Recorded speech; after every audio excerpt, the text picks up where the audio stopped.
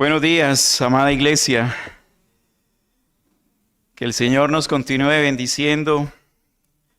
Es el mayor deseo en esta mañana.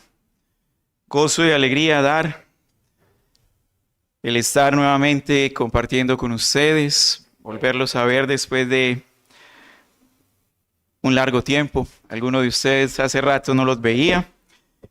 Y doy gracias a Dios por la oportunidad que me da de estar aquí nuevamente con mi amada hermana iglesia en Barbosa. El título que le he dado esta mañana al sermón, vamos a hablar acerca de la muerte.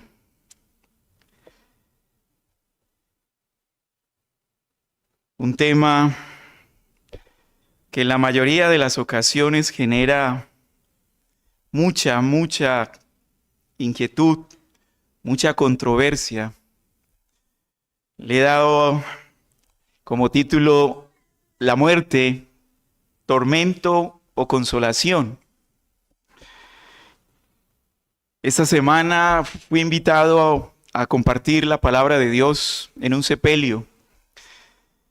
Y allí compartiendo la palabra de Dios, reflexionaba, pensaba en por qué esperar a que la muerte llegue y se siente en la sala de nuestro hogar para hablar o reflexionar sobre la muerte. ¿Por qué esperar hasta que la muerte llegue y termine con nuestras vidas terrenales cuando ya es muy tarde para reflexionar sobre la muerte? Entonces considero de que es un tema pertinente y que no simplemente se debe hablar en esos espacios cuando la muerte llega o se acerca a nuestras vidas. Y es que la realidad, mis amados hermanos, la muerte siempre está cerca de nosotros. Ahí está la muerte latente, al lado. No sabemos en qué momento un ser querido, un amigo fallece, recibe la muerte, o cuándo nosotros recibiremos la muerte. Pero ¿saben algo? Este tema genera mucha inquietud. Es un tema que muchos de nosotros queremos evadir. ¿Te has preguntado por qué quieres evadir en algunas ocasiones el tema de la muerte? Bueno, vamos a tratar de resolver esa pregunta de por qué le tememos a la muerte. Y si la muerte trae en nosotros tormento o consolación. Eso es lo que necesitamos saber. Y miren, la mayoría de las personas del mundo, cuando les preguntamos si la muerte ocasiona tormento o consolación en ellos, la mayoría de las personas van a preguntar qué produce tormento. Pero la pregunta que tenemos para hacernos hoy nosotros, la iglesia de Cristo, los creyentes, es ¿qué produce el tema de la muerte en ti? ¿Realmente produce consuelo o también te produce tormento y angustia? Llegan preguntas, más preguntas existenciales como esta. ¿Qué pasa después de la muerte? ¿Es la muerte el fin de la existencia del hombre? ¿Es la muerte el fin de todos nosotros? Cuando lleguemos a la muerte es el final. ¿Ahí termina todo? Bueno, muchos creen que el ser humano, como tiene un principio, también tiene un final. Es decir, que con la muerte el ser humano deja de existir. A eso se le conoce como la aniquilación o aniquilacionismo. Y que por tanto la existencia del ser humano se basa única y exclusivamente en esta vida terrenal. Y hermanos, si eso fuera verdad, qué miseria es vivir. Si la esperanza del ser humano es solo en esta vida terrenal, qué miseria es la vida. Y más en estos días, como vemos el mundo inmerso en la oscuridad, inmerso en el caos, inmerso en la perdición. ¿El sentido y el propósito de la vida solamente está aquí? Bueno, si pensamos como aquellos que piensan en el aniquilacionismo, de que todo termina con la muerte, entonces la esperanza para todo ser humano es una esperanza vana. Ahora, hay otros que creen que el ser humano, al morir, reencarnan en otro cuerpo o en otro objeto. Un objeto que puede ser humano, animal, un árbol, una planta o incluso en cosas inanimadas hasta alcanzar supuestamente la perfección. Ahora, hay un problema en estas hipótesis, hay un problema en estas teorías. El problema es que ninguna de estas teorías tienen en cuenta lo que el dueño y creador de la vida dice. Y más aún, hay un problema más grave. Al no tener en cuenta al creador y dueño de la vida, entonces estos argumentos quieren evadir las consecuencias del pecado y el porqué de la muerte, el significado real de la muerte. Por eso, la respuesta a las preguntas existenciales solo las podemos hallar en aquel que es el dueño, creador y señor de la vida. Es Él el que tiene la respuesta. Y es su respuesta la única que puede traer verdadero consuelo, verdadera esperanza para el que cree en Él o, escucha bien, temor, tormento para el que no cree en Él. ¿Qué dice entonces Dios, el dueño y creador de la vida, acerca de la existencia del ser humano? Bueno, Él dice en su palabra, la cual creemos que es su palabra, Él dice que Él creó al ser humano para ser inmortal. Es decir, que el ser humano tiene un principio, pero no tiene un final en su existencia. Cumplirá etapas en su existencia, pero nunca dejará de existir. Con esto entonces vienen otras preguntas. ¿Qué es la muerte? ¿Y qué sucede después de la muerte? Podemos definir a la luz de la Biblia que la muerte es la consecuencia directa y trágica del pecado. Por eso las tesis, las hipótesis, las teorías que antes mencioné quieren eludir esta parte que es importantísima sobre la muerte. La muerte es la consecuencia directa y la consecuencia más trágica del pecado. ¿Y saben por qué? Porque rompe el propósito original de Dios, que el hombre viva inmortalmente. En el principio, cuando el hombre y la mujer fueron creados por Dios, Él les da un mandamiento. Eso creo que la mayoría de los que estamos aquí lo conocemos, pero es necesario recordarlo. Dios, cuando crea a Adán y a Eva, les da un mandamiento. Con ese mandamiento viene una advertencia de castigo. Si desobedecen, hay castigo, pero implícitamente también hay una recompensa a la obediencia.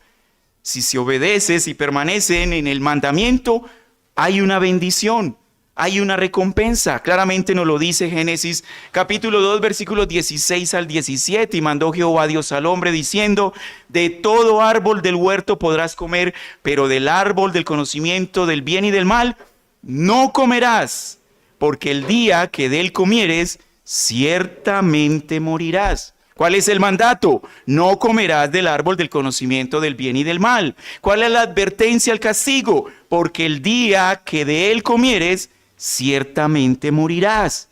Y hermanos, es una muerte tanto física como espiritual.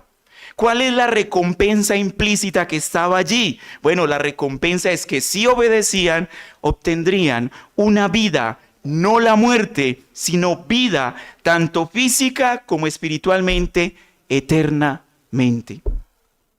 Ahora, la prueba de que efectivamente Adán y Eva desobedecieron es que ellos murieron.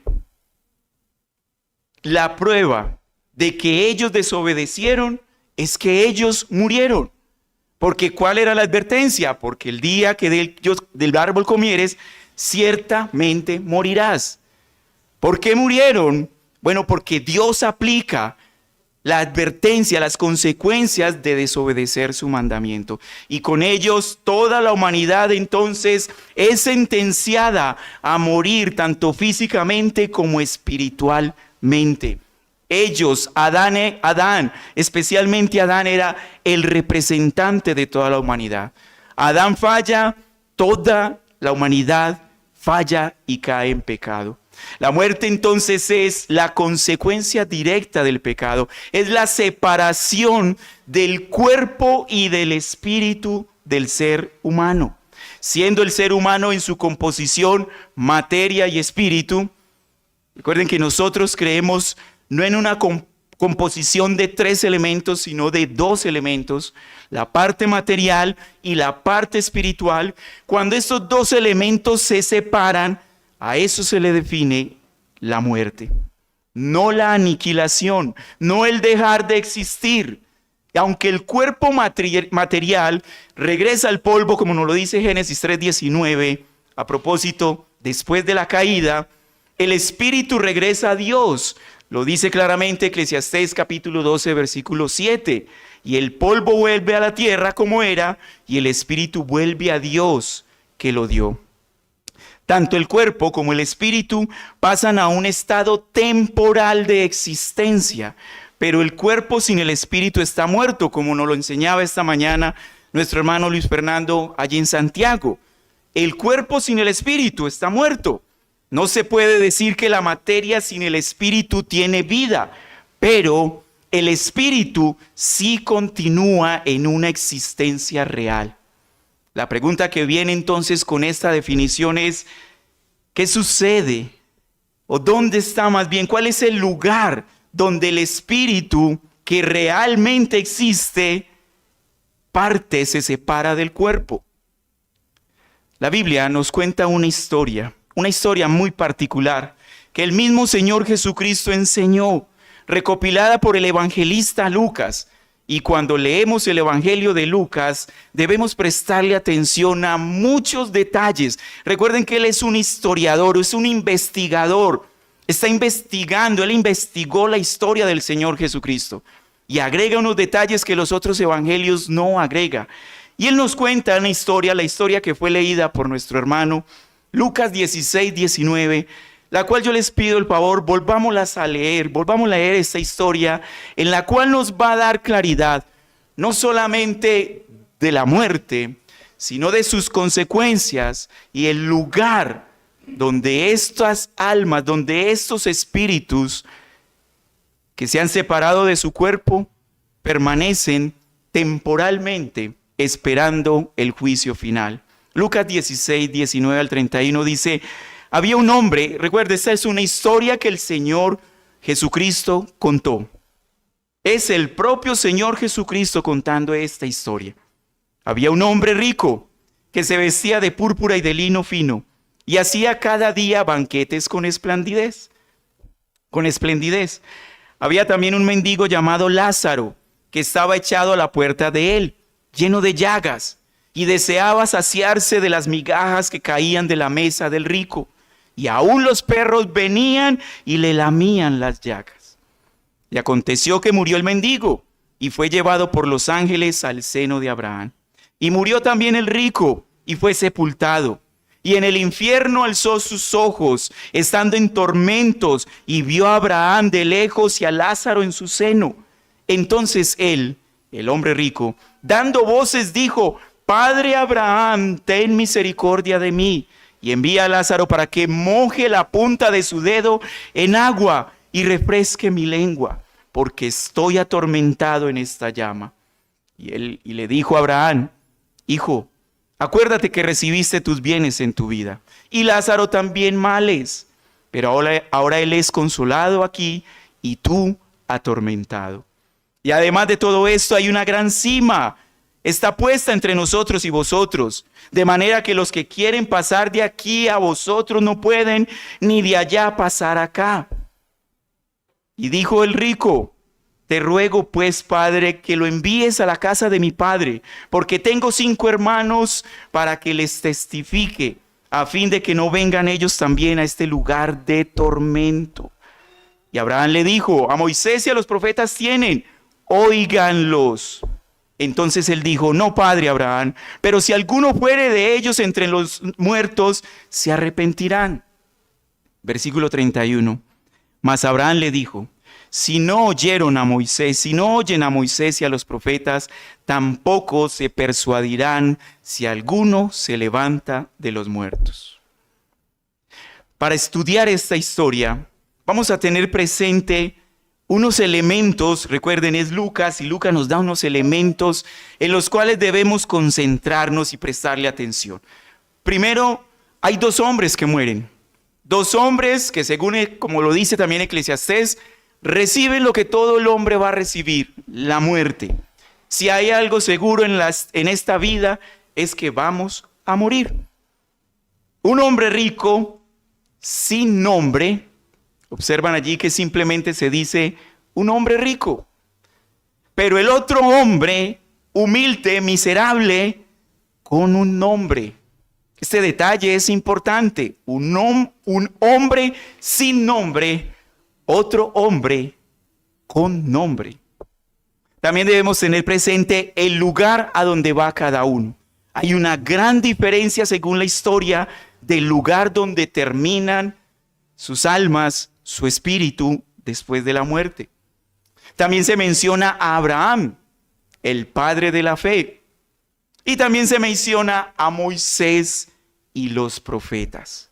Todos esos elementos debemos tenerlos bien presente para que la historia no se nos vuelva como algo, simplemente una buena historia, sino que encontremos, veamos lo que el Señor Jesucristo quería enseñar acerca de la muerte con estos elementos.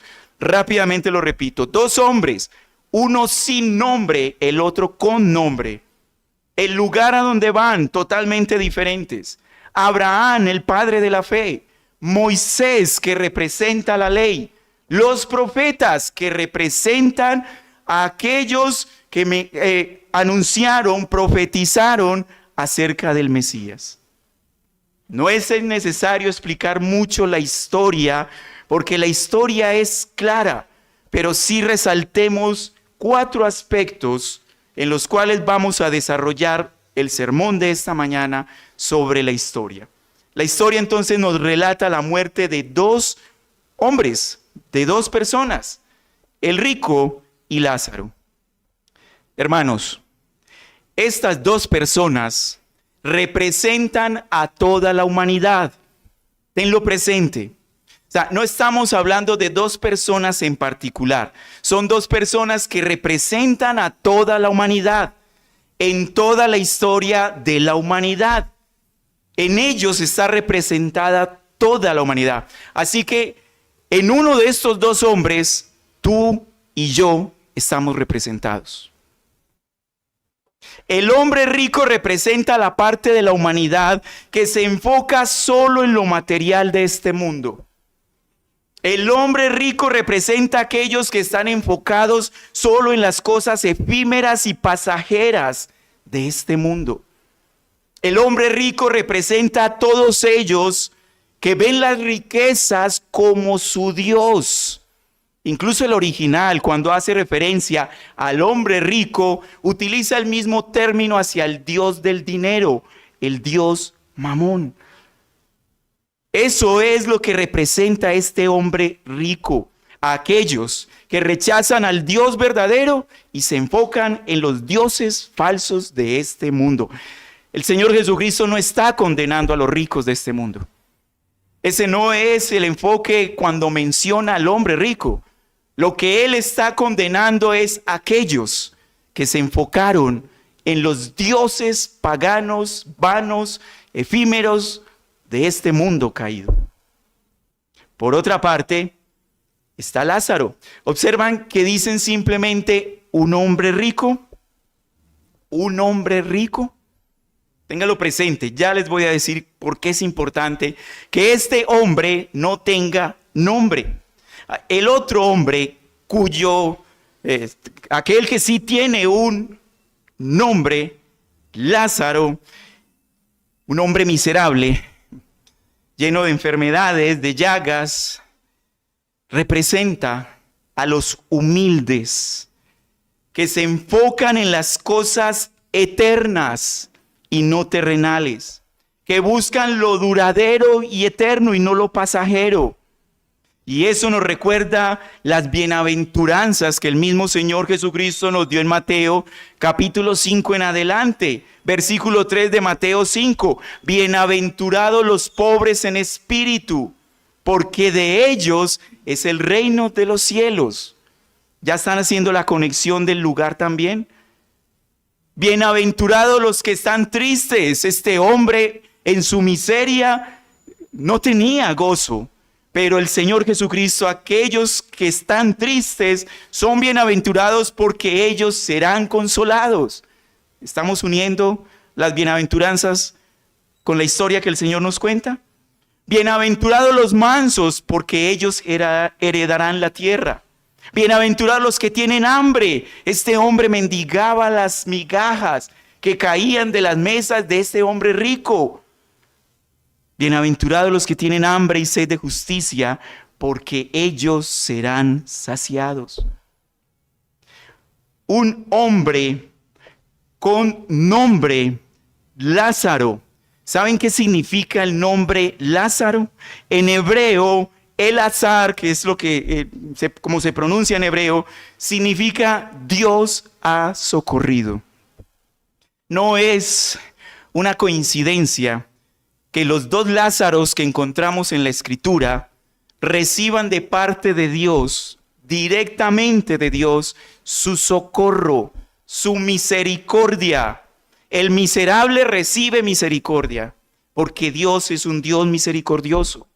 Lázaro, Dios ha socorrido. Por eso este hombre tenía un nombre, porque aquellos a los cuales Dios socorre, Él los tiene grabados en su corazón. Así como el sacerdote en el Antiguo Testamento, en Éxodo, tenía en su pectoral grabado los nombres de las tribus, asimismo Dios tiene grabado el nombre de cada uno de los que por los que Él va a tener misericordia. Miren lo que dice Apocalipsis 21, 27, al final de la Biblia, casi al final de la Biblia, Apocalipsis 21, 27. No entrarán en ella, es decir, en la ciudad. El capítulo 21 nos está describiendo la ciudad celestial. No entrará en ella ninguna cosa inmunda, ni el que hace abominación y mentira, sino solamente los que están escritos en el libro de la vida del Cordero. Por eso este hombre tenía nombre. Pregunta aplicativa en este momento, hermanos. ¿Eres consciente de que Dios te llama por tu nombre?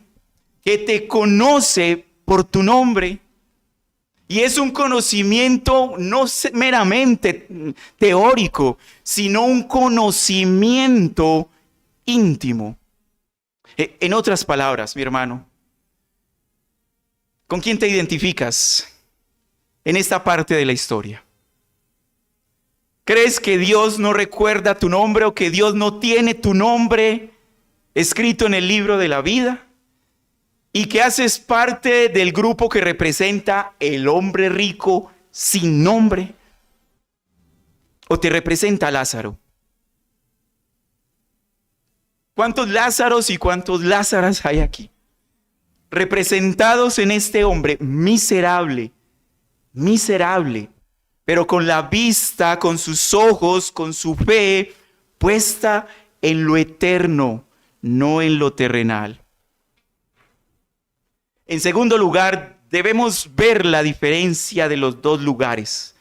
¿A qué lugar llega cada uno de estos hombres después de su muerte? Porque aclaro, después de la muerte no hay sino dos lugares. No hay sino dos lugares y la historia no lo confirma. No hay un tercero o un cuarto lugar. Así que la creencia de que existe un tercer lugar, que incluso se le llama con el nombre de purgatorio, la historia, lo que el Señor está contando, lo derrumba, ¿no? Esa teoría no es cierta. Solo existen dos lugares, según la historia, según la Biblia. Versículo 22 de Lucas 16. 22 y 23. Y aconteció que murió el mendigo y fue llevado por los ángeles al seno de Abraham. Ese es el primer lugar. El seno de Abraham también es conocido como el cielo. El cielo. Y murió también el rico y fue sepultado. Y miren el versículo 23, nos muestra el lugar donde terminó el alma, el espíritu, temporalmente de este hombre rico. Y en el infierno alzó sus ojos. Solo dos lugares, niños que hay en este lugar. Esto es importante, no solo para los niños, sino también para los jóvenes y para los adultos. Se nos está describiendo el final al cual llegarán, en donde terminarán las personas cuando mueren. Y esta historia nos describe solo dos lugares, el cielo o el infierno. Y niño, joven, amigo que me escuchas en esta mañana, esta historia es una historia real. El mismo Señor Jesucristo la cuenta. Dos lugares, el seno de Abraham, que es el cielo, o el infierno. Ahora, la condición en esos lugares tienen un contraste. El contraste es impresionante. Versículo 23, y en el infierno alzó sus ojos el hombre rico estando en tormentos. Miren, hermanos, no creamos que al partir de este mundo, que al morir vamos a perder el conocimiento, la percepción de lo que sucede alrededor. No creamos que porque nuestro cuerpo queda en el polvo, como lo dice la Escritura, el espíritu que está en la presencia de Dios, sea en el seno de Abraham, es decir, en el cielo, o sea en el infierno, porque la presencia de Dios también está en el infierno. No creamos de que esas almas están allí meramente dormidas, sin sentir nada. No, esta historia nos muestra de que hay sensibilidad, hay conocimiento y razonamiento de lo que ellos están viviendo en este lugar. Dice claramente el texto que este hombre rico en el infierno está en tormentos.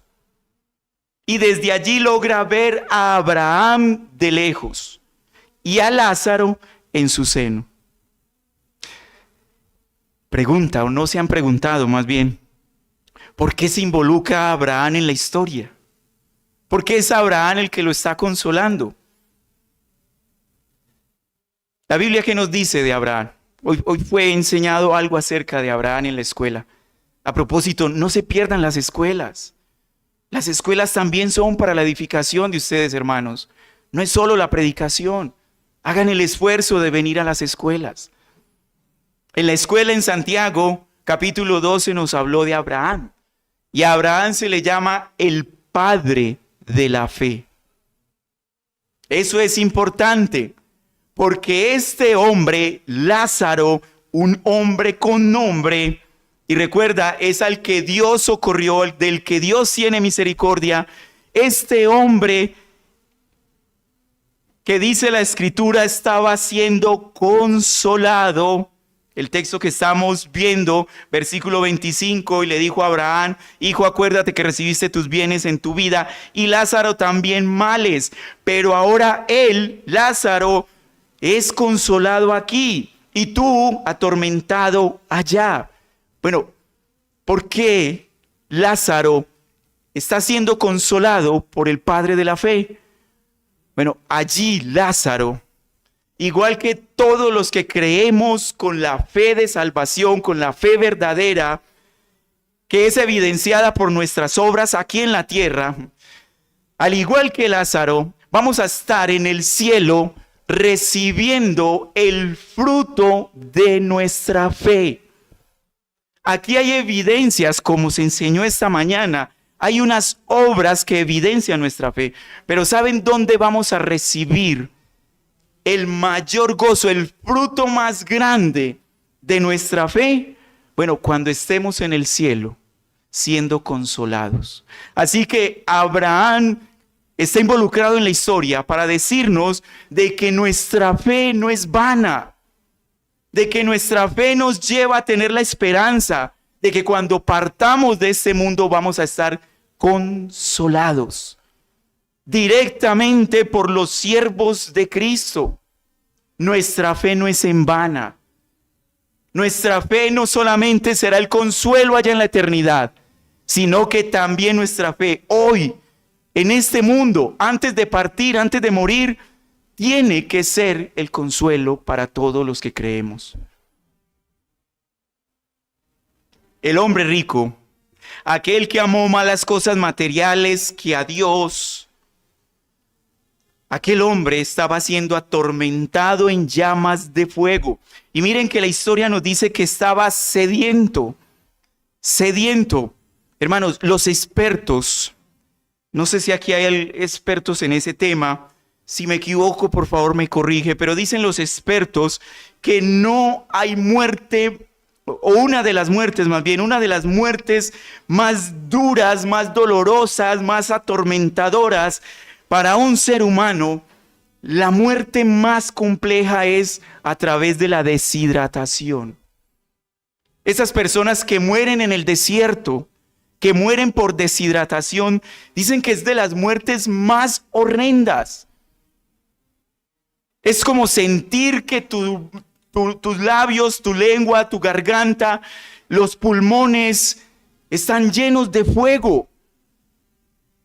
¿Quiénes de aquí han sentido sed? ¿Quiénes han sentido sed? ¿Qué se siente en ese momento? La garganta se seca, ¿verdad? Y anhelamos tener un poco de agua para refrescarla. Y cuando por la misericordia de Dios, como en este momento, nos permite tener un poco de agua, se siente un alivio. Bueno, imagínense en todo lo contrario. Hay sed y sed, el deseo de tomar, así sea. Miren la expresión de este hombre, que Lázaro tocara, humedeciera su dedo y lo trajera a la boca de este hombre rico. O sea, él no estaba deseando una botella de agua, deseaba una gota, aunque fuera una gota. Hermanos, yo espero que estén entendiendo y que podamos estar viendo los contrastes frente al tormento del infierno, frente a la consolación en el cielo, en el seno de Abraham. Hay un gran contraste aquí. Adicional a eso dice Abraham que hay una gran cisma. Un gran cisma es un abismo. Hay un gran abismo que los separa, donde ni el uno puede pasar a un lado, a un lugar, ni el otro puede pasar al otro. Hay una separación total. ¿Recuerdan la definición de muerte? Separación. Bueno, aquí se hace énfasis en la muerte de una separación, de la consolación, el tormento eterno. En cuarto lugar, y para ir terminando, y la parte más extensa de esta historia, está el diálogo entre este hombre rico y el padre de la fe, versículos 27 al 31. Y el hombre rico le dice a Abraham, te ruego pues, padre, eso es importante, ya lo vamos a ver porque este hombre rico le dice padre a Abraham. Te ruego pues, padre, que lo envíes a Lázaro a la casa de mi padre, porque tengo 5 hermanos, para que les testifique, para que les hable de este tormento, a fin de que no vengan ellos también a este lugar de tormento. Hay una petición bien interesante, ¿no? Hay una preocupación de este hombre por su familia. Pero ¿saben cuál es el problema de esta preocupación? Es que ya era tarde. Ya era tarde. Ya no podía hacerse nada. Ya estaba en el infierno.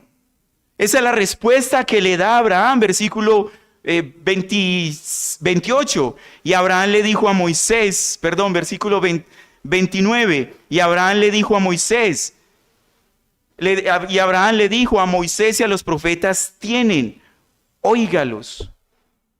La historia ya nos agrega, el Señor Jesucristo nos agrega otros dos personajes, Moisés y los profetas. ¿Ven cómo el hombre rico le dice padre a Abraham? Eso significa de que este hombre sin nombre, que estaba en el infierno, siendo atormentado, conocía la palabra de Dios. Conocía sobre la fe. O sea, no era un ignorante del evangelio predicado en el Antiguo Testamento. Este hombre conocía, por eso Abraham le dice a Moisés, la ley la tienen. A los profetas, los que anunciaban la venida de Cristo, el Mesías, el Salvador, a ellos tienen, óiganlos. ¿Y de qué manera ellos tenían, la familia de este hombre rico, de qué manera ellos tenían a Moisés y a los profetas? Pues bueno, tenían la Biblia en el Antiguo Testamento. Ellos lo tenían, la conocían. La preocupación de este hombre es que al igual que él, sus hermanos también la estaban despreciando. Y este hombre allá en el infierno hace un esfuerzo para que su familia escuche, se le testifique de lo que sucede después de la muerte. Versículo 30, entonces se le dijo, no, padre Abraham, pero si alguno fuere a ellos de entre los muertos, se arrepentirán. Este hombre quería cambiar el plan de redención, quería cambiar el plan de evangelismo. Vengan los muertos y que sean los muertos los que nos hablen. Pero Abraham, el padre de la fe, le dice, versículo 31, mas Abraham le dijo, si no oyen a Moisés y a los profetas, tampoco se persuadirán si alguno se levanta de los muertos. Nada es comparable. Jóvenes, niños, otra vez, escúcheme. Nada se compara con la palabra de Dios para testificar acerca de estas grandes verdades, acerca del infierno, acerca del cielo. La palabra es suficiente. No necesitamos acontecimientos maravillosos, llenos de espectáculos, con demonios que se levantan o señales por el estilo. No, tenemos la palabra de Dios. El profeta, aquel que nos habla directamente, Dios nos habla directamente a través de su palabra. Eso es lo que Abraham le dice a este hombre, no insistas. Ninguno puede venir de los muertos a este mundo. No, los espíritus están donde deben estar. Pero aquí tenemos quien testifique acerca de la salvación y acerca de Cristo, su palabra.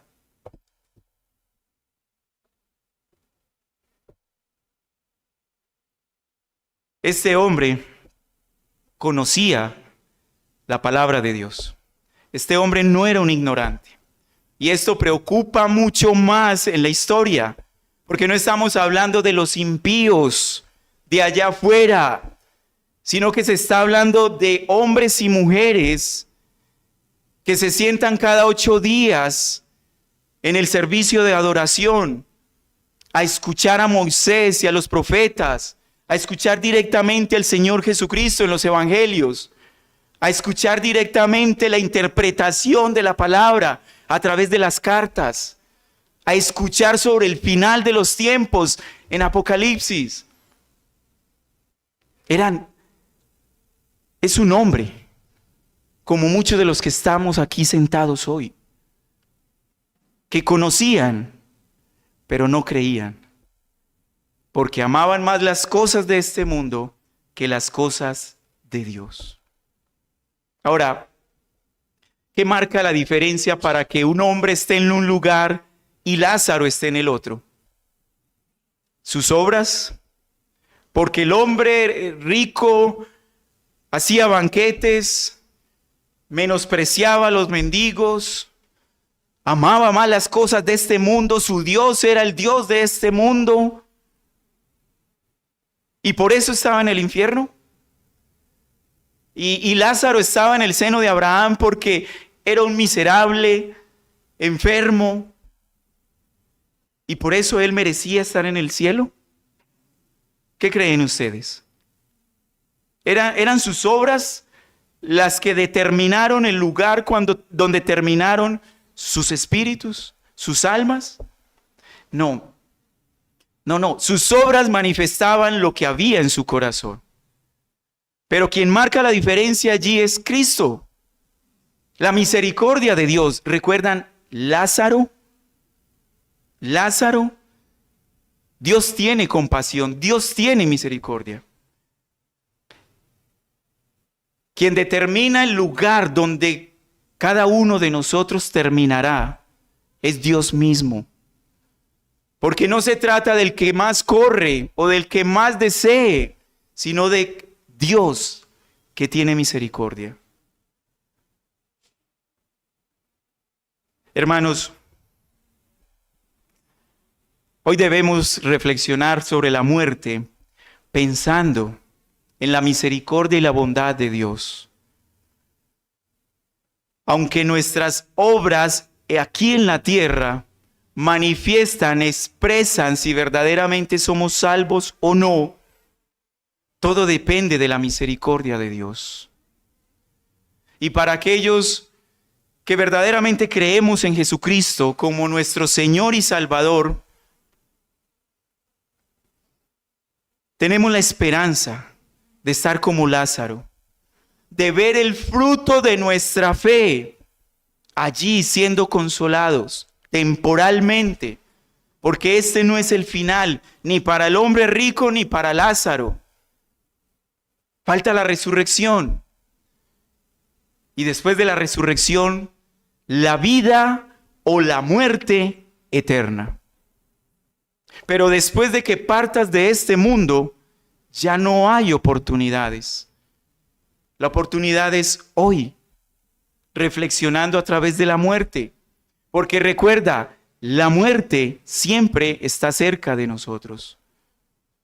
Pero si creemos en Jesucristo, la muerte debe darnos consuelo. La muerte debe darnos esperanza. Porque al final estaremos como Lázaro, siendo consolados. Pero si no tienes seguridad, si tus obras son malas, si tu vida no es una vida santa, entonces, mi amigo, porque no te puedo decir mi hermano, mi amigo, hablar de la muerte debe llenarte de tormento. Y es mejor que el tormento se apodere hoy, aquí en la tierra, antes de que partas de este mundo, a que seas atormentado en el infierno eternamente. ¿Quién te representa hoy, mi amado hermano, mi amado amigo, en esta historia? ¿Quién te representa? ¿El hombre sin nombre o el hombre con nombre? ¿Has creído que Jesucristo, la segunda persona de la Trinidad, el eterno Dios, se hizo hombre para venir a salvarte? Yo creo que yo esto lo he dicho aquí varias veces, pero voy a volverlo a repetir. ¿Eres consciente de las consecuencias de tu pecado? Una de las consecuencias es que vas a morir. Una de las consecuencias es que mereces morir. Una de las consecuencias es que mereces el infierno. Tanto Lázaro como el hombre rico merecían el infierno. Tú y yo merecemos el infierno. Porque somos pecadores. Y la paga del pecado es la muerte.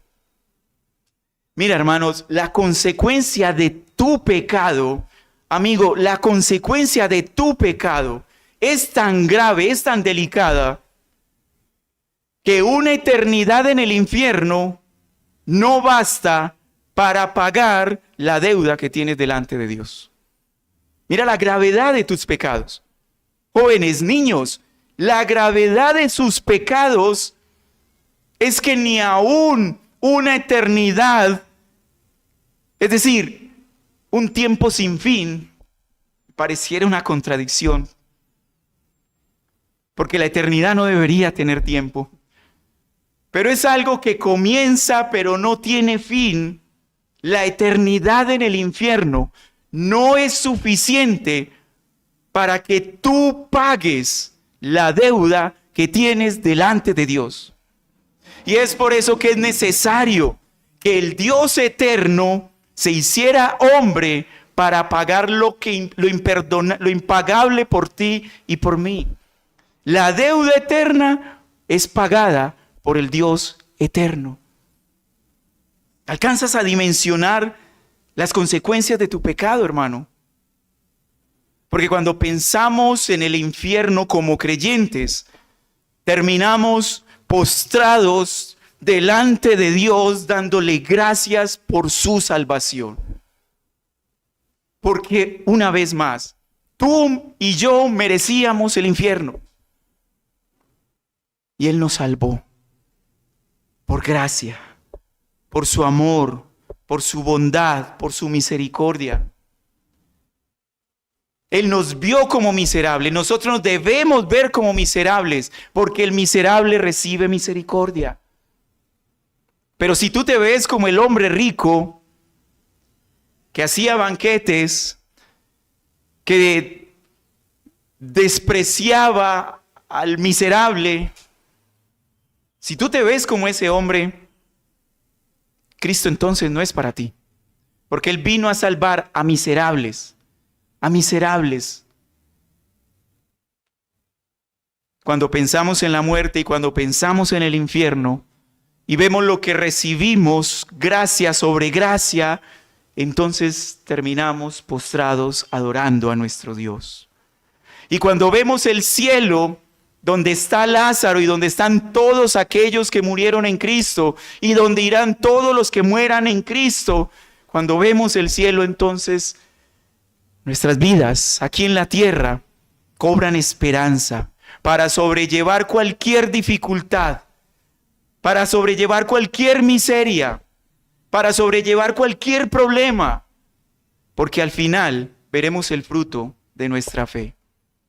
El Padre Abraham, el Padre de la fe, consolándonos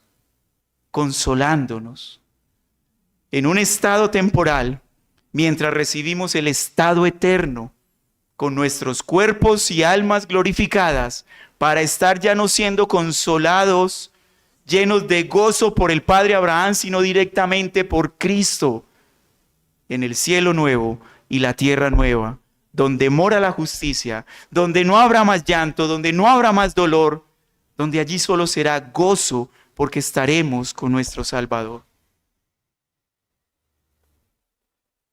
Tú puedes decir de que esto es una historia nada más, y que es una fábula. Hay quienes dicen que esto es una fábula. ¿Y qué si no? ¿Y qué si esta es la realidad? Para terminar, ¿qué hacer mientras llega la muerte? ¿Qué hacer mientras llega la muerte? Bueno, Eclesiastés claramente nos dice qué hacer mientras llega la muerte. Eclesiastés capítulo 3, acompáñenme allí por favor. Libro de Eclesiastés capítulo 3, versículos 1 al 15. ¿Qué hacer mientras llega la muerte? Bueno,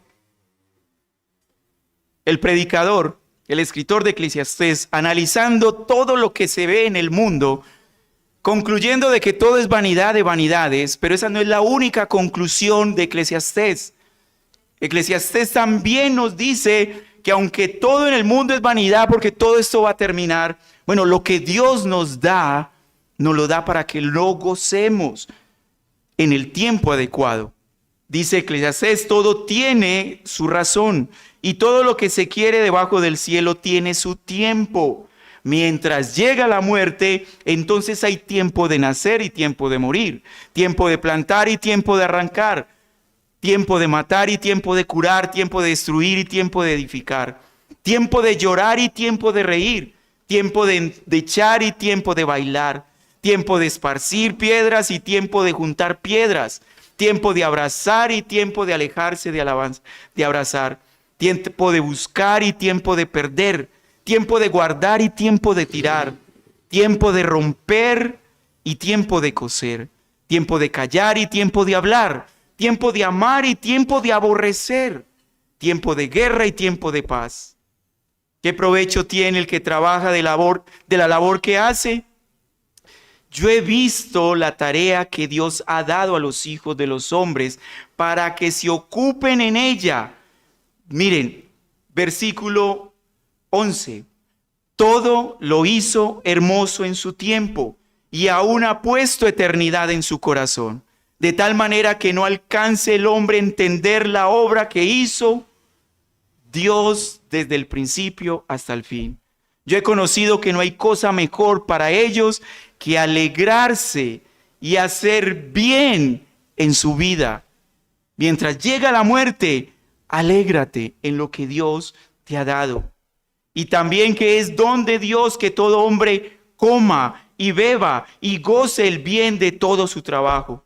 He conocido que todo lo que Dios hace, eso será perpetuo. Sobre aquello no se añadirá ni de ello se disminuirá. Y lo hace Dios para que delante de Él teman los hombres. Aquello que fue ya es y lo que ha de ser ya fue. Y Dios restaurará lo que pasó. Allí mismo en Eclesiastés capítulo 9, versículo 9, goza de la vida con la mujer que amas. ¿Qué hacer mientras llega la muerte? Para los casados, goza de la vida con la mujer que ama todos los días de tu vida, de tu vanidad que Él te ha dado debajo del sol, todos los días de tu vanidad, porque esta es tu parte en la vida y en tu trabajo con que te afanas debajo del sol. Versículo 10, todo lo que te venga a mano para hacer, hazlo según tus fuerzas, porque en el sepulcro, cuando llegue la muerte, donde allá vas a llegar, no hay obra, ni propósito, ni conocimiento, ni sabiduría. Y me encanta cómo termina Eclesiastés, capítulo 12, versículos 13 y 14. El fin de todo el discurso oído es este: teme a Dios mientras llega la muerte, teme a Dios, guarda sus mandamientos, porque esto es de todo el hombre. Porque Dios traerá toda obra a juicio, el cual se hará sobre toda cosa oculta, sea buena o sea mala. Mientras llega la muerte, entendiendo los lugares a los cuales se va después de la muerte, si hay la esperanza en Cristo, entonces con mayor razón debemos gozarnos en lo que Dios nos ha dado en esta tierra para su gloria y para su honra. Pero lo que Él nos dio, que no nos desvíe, que no nos lleve a adorarlo, porque todo proviene de Él y Él es el único digno de la adoración. ¿Qué produce el tema de la muerte en tu vida, mi hermano? ¿Tormento o consolación? Yo espero en esta mañana que para los verdaderos creyentes el tema de la muerte nos llene de gozo y de esperanza, porque estaremos con Lázaro, seremos Lázaro, consolados por Dios. Pero yo también espero que para los que no conocen a Cristo, los que están aún aferrados de las cosas de este mundo, hablar de la muerte los llene de temor, para que vengan a Cristo hoy en arrepentimiento, buscando la salvación que solo puede estar en Él. Ven a Cristo hoy, amigo. Ven a Cristo hoy, amiga. Oremos. Padre, gracias te damos por tu palabra. Te suplicamos en el nombre de tu Hijo que nos ayudes a entenderla, comprenderla, creerla y obedecerla. Y que esta palabra, este tema de la muerte, nos lleve a descansar, a tener paz, a ser consolados, con la esperanza de que nuestro consuelo mayor estará contigo por toda la eternidad. Y para los que no creen, que esta palabra los llene de temor, para que vengan en arrepentimiento sincero a los pies de tu Hijo amado, para la salvación de sus almas. En Cristo Jesús te pedimos esto. Amén y amén. El Señor nos continúe bendiciendo.